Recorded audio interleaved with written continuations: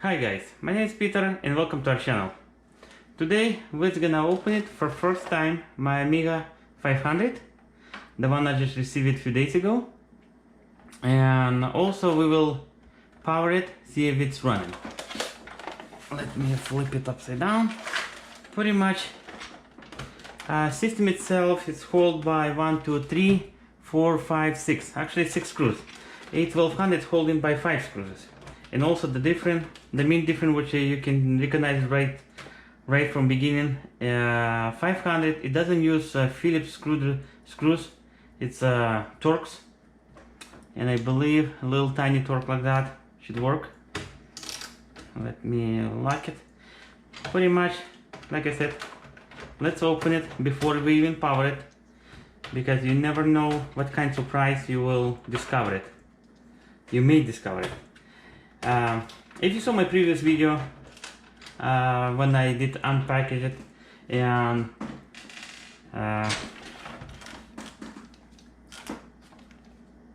kinda did go through, I did said this system looks like has a lot of mileage, and according cosmetically by housing itself, it does look like it has a lot of mileage. But then when I look at closer, I'm sorry, especially the connectors, usually on those Amigas, if they've been used a lot, they will have a lot of mark signs. Also those metal will start kind of corroded. Also RF shell will have a lot of time it will have some corrosion. My A1200 did have kind of really rusty inside metal on some areas. Well, let's open it. Actually, hold on, I just said it's holding by 6 screws, but it doesn't, I don't want to break it, but maybe just, oh, there you go. It feels like it's probably, yeah, it's probably some clips or so. Okay, that's nice. You open top cover, it doesn't have any wires. Pretty much everything on a keyboard, and also LEDs. It's mounted on a keyboard. It has own little circuit board. Inside the housing, actually, I'm quite surprised. It's yellow. I mean, outside and inside, kinda. Maybe even that's the original plastic color. Maybe it's not supposed to be as white as the A1200, but you can tell there's no dust. I'm really surprised. Looks like this system was not in a really dusty environment. It's just been exposed to sunlight. Let's see. And actually keyboard, let me disconnect it. Keyboard usually, I mean, if it's, I disconnected, yeah. It will have bunch dust, dirt between keys or so. Here, I mean, you can see some sign of dust, but it's not as bad as A1200. What's that? Keyboard's kind of funny. If you look at, I'm not sure if camera's gonna pick it up. I mean, you can tell it's kind of bulged a little bit, bent like banana, but otherwise in a really good shape. I mean, besides yellowing, but the yellowing we're gonna do retro brightness and see how it turns. If it's gonna turn the way on my Amiga 1200, I will be more than happy. Okay, let's see. Oh, by the way, before I even started to mess around with to opening that Amiga, I did already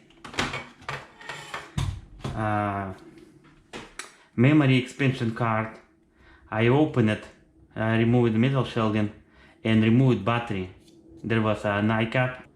The board did have a little bit corrosion. Also, I did use it from PS2 alkaline battery holder and extend it and make my own replacement cradle to hold the battery 2023. Actually, I'm sorry, I said CR 2032, not 23. My bad. Anyway, let's look at I mean, I'm quite surprised how very low dust the system itself has. I mean, you can tell it slightly has a little mark of dust, but nothing major. I hope the main board will still in the same condition as everything else.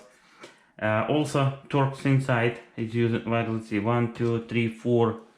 Look like 4 Torx, and there's a couple clips, metal. You have to bend it back, and you can tell it's never been bent even a single time.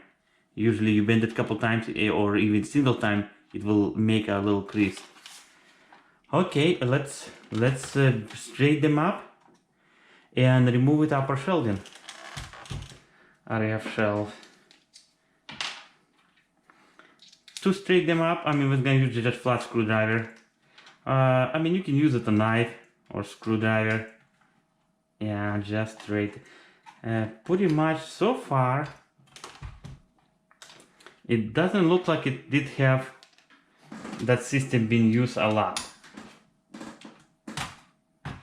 That clip kind of stuck. There you go.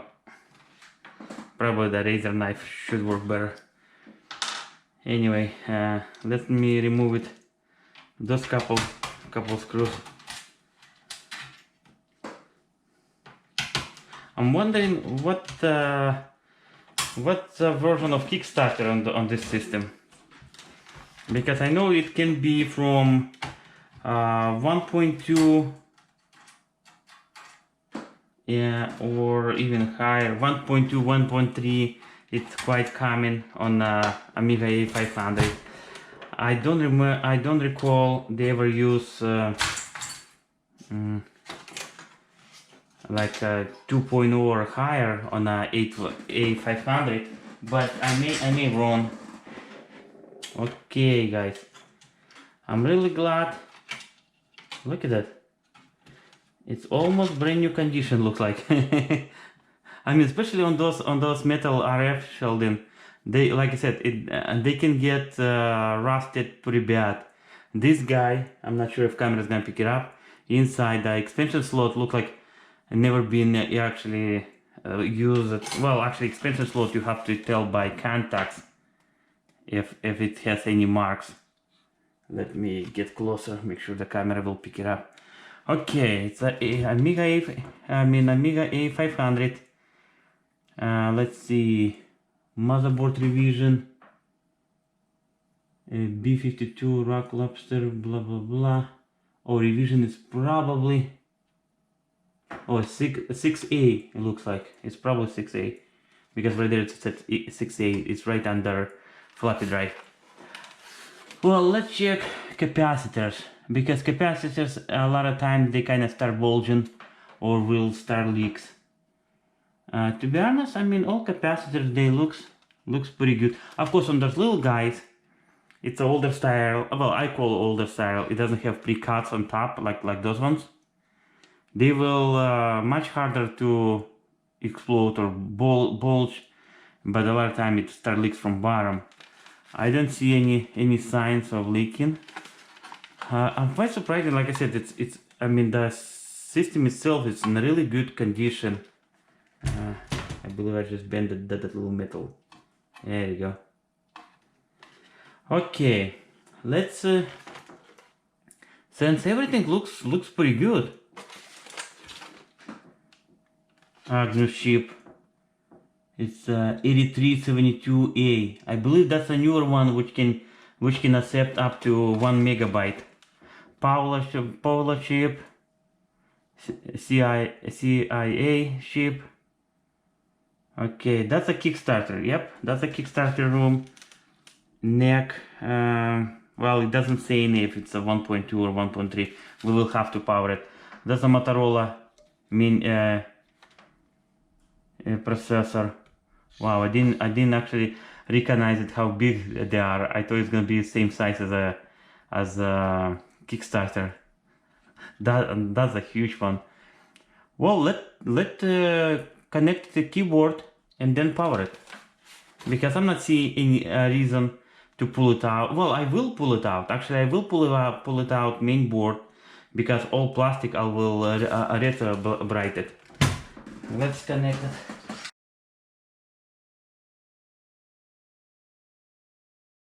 Okay guys, the thing is, I just said let's power it, but the problem is original power supply is 220, and you see it has a giant receptacle. The thing is, I don't have 220 easy accessible. Pretty much I will have to use my Pico micro power supply, 120 watt. This power supply I'm using pretty much for a lot of testing, a lot of other projects which is kind of in development. If I need power, I mean, a lot of time I'm using this guy. Pretty much to plug it, this guy you have to be really careful, and I did kind of print out from Google schematic that was for 1200, but I believe it's the same thing as a 500, and pretty much each wire I did mark it what voltage I got here, and we just have to connect it to make sure we got all pins connected properly.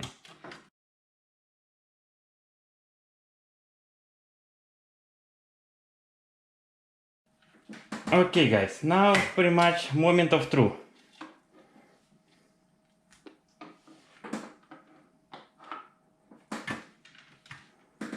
Actually, it looks like Kickstarter 1.3, which is nice.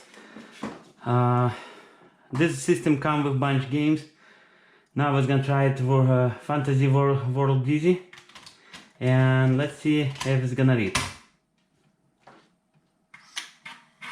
Oh, that's a good sign right there.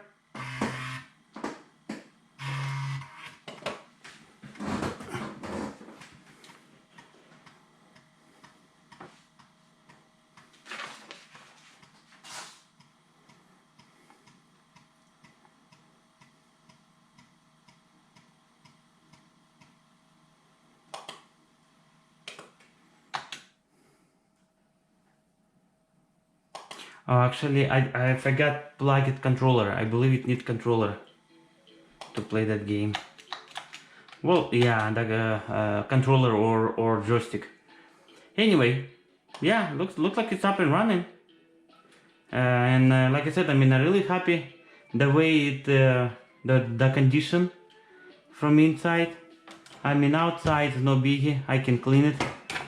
Even it's running on a 512 kilobyte. The thing is, a lot of games on Amiga 500, they usually runs on a 512, and then this guy will let me increase it. Well, actually, the thing is, it's a 512. I believe it's a cheap RAM, and this guy will provide it 512 fast RAM. Well, guys, looks like the system is running. Pretty much, after all, I will test it all ports, make sure it's running the way it should be. But for now, we can disconnect it, and as you're gonna disassemble it, pretty much, I got my own homemade tool to remove it, Keycap, because I'd like to retrobrite it everything, and then I'm gonna show you how it looks. Even this guy, I mean, I'm most likely I never gonna use it, but I'd like to retrobrite it to original nice white condition.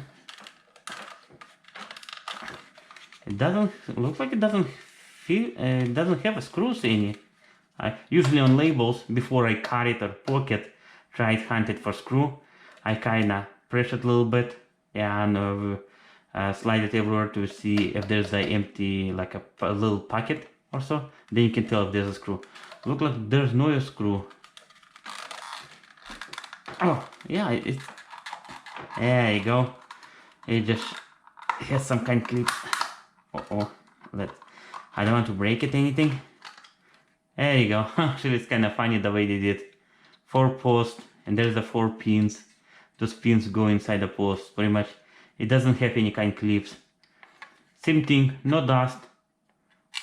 Capacitor looks cool. The thing is about capacitors, I said, and they looks good. Yes, they are, but you have to always remember, they are 30 years old or 20 something. Pretty much, if they're not too expensive and not hard, not like mission impossible to replace them, I will say just replace it. And that's most likely what it's gonna do. It's gonna recap it, motherboard, maybe even this guy. This guy I'm not really sure because, like I said, I never was gonna use it. But I'd like to retrowrite it. Anyway, about key. Like I mentioned in my previous video, I do not recommend that you use a screwdriver. It's easy and much quicker if you guys make one of those tools. I mean, you can buy it, but with 2 pieces of wire, you just twist it a couple times, wrap it with electrical tape or shrink tube to make sure it's a nice, comfortable handle, and then you just grab it, put it over the key. There you go, just like that. I didn't try it, force it too bad, because about Amiga 500, I didn't remember exactly if it has same key as a 1200, because I believe it the all Amigas besides 1000, slightly different caps, but otherwise, yeah, I mean, oh, it's nice. It did come with springs. Let's see if, yep. And you see, I mean, with that homemade tools, one thing is really nice. You're not scratching a key from behind. Pretty much it fits like that. And when you pull it, it pulling a key cap in the 4 points. When you yanking with screwdriver just apply it on the one side only, here, there, or so. It may scratch it a key cap. Also, it make a crack it, or it's gonna break it that post. Especially on the Amiga keycaps, I mean original one, it's a hollow post. It's easy to break it. Well, guys, pretty much that's it for today. I mean, for this video. Behind camera is gonna tear it completely apart, remove it all plastic, retrowrite it, and then we're gonna start assembly. Well, guys, I hope this video was kinda useful, enjoyable. If you did enjoy it, thumbs up. If you don't want to miss any future videos, subscribe. I will really appreciate it. Thank you.